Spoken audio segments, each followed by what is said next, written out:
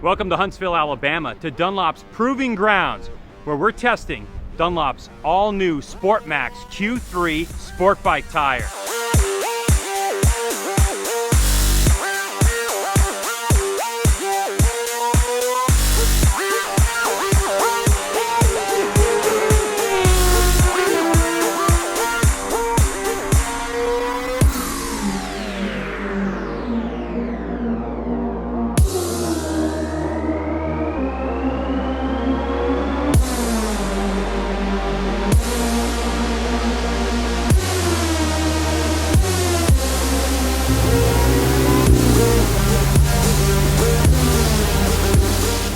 Very impressed. I mean, the Q2, its predecessor, actually won our sport tire shootout last year.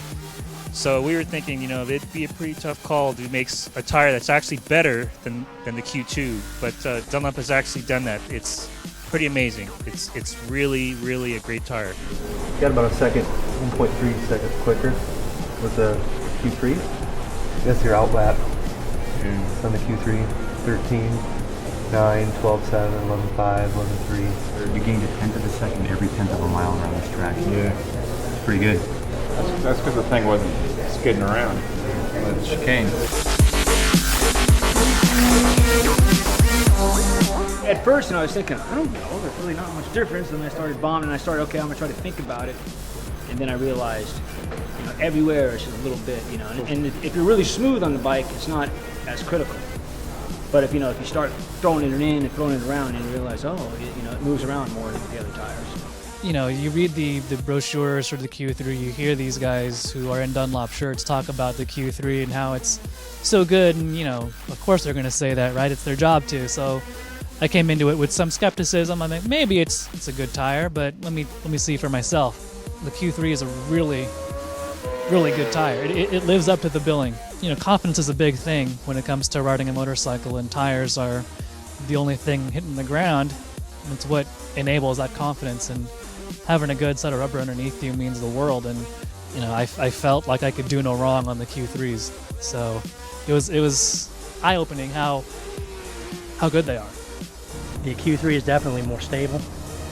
It's more precise, and while the Q2 is a great tire, it does feel more nervous compared to the Q3.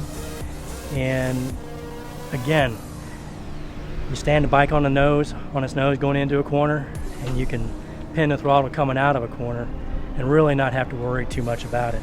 I didn't worry about it at all, actually.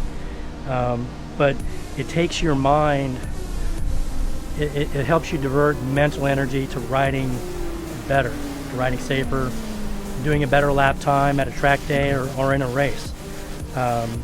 It's definitely a step up from the Q2, and when you remember that the Q2 has been winning comparisons as late, as recent as last December, it's really saying something. But the Q3 is definitely a better tire. Obviously, these sport bike tires are designed for use in dry conditions, because optimally that's what we all want to ride in when it's warm, hot, and sunny and dry out.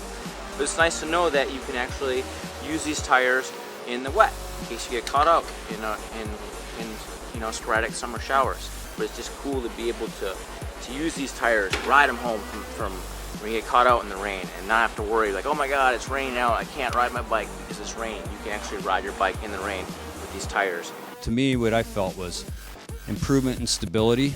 Accelerating onto the front straight, you get a little bit of head shake with the bike, and it settled right in. And then the braking zone at the far end, you're going from fifth gear down to second, hard straight line braking. The Q2, there's a little bit of movement, back end would wag a bit. The new tire seemed more composed, and then the turn-in point through this tight flip-flop chicane at the end of that straightaway, certainly there was a bit more lightness in the steering and a little more neutrality as you dropped it to full tilt on your knee into the left and back to the right. As the English would say, these things are the dog's bollocks. The dog's bollocks, the cat's meow, much more stable under braking, much better over the bumps, much more edge grip, and it definitely turns quicker. Definitely turns quicker. Wow, what a fantastic tire. It literally felt like anything is possible.